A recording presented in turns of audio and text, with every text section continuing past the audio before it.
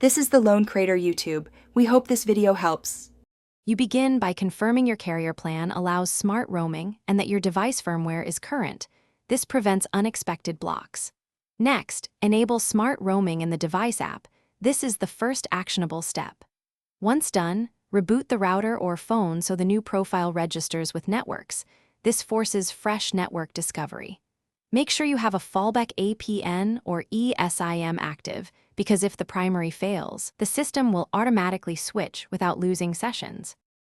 Once your device is registered, scan and compare available networks so you know which carrier and band give best RSSI and throughput.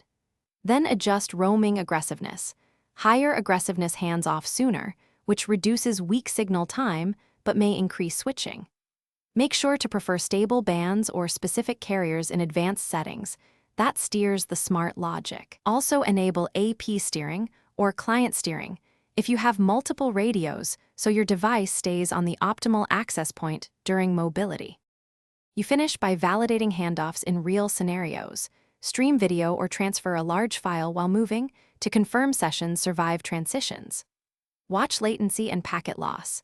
These metrics tell you if handoffs are clean or if tuning is needed.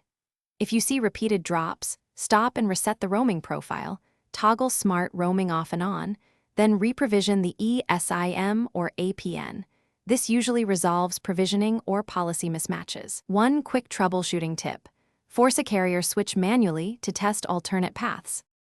Thanks for watching. Consider subscribing if we helped you.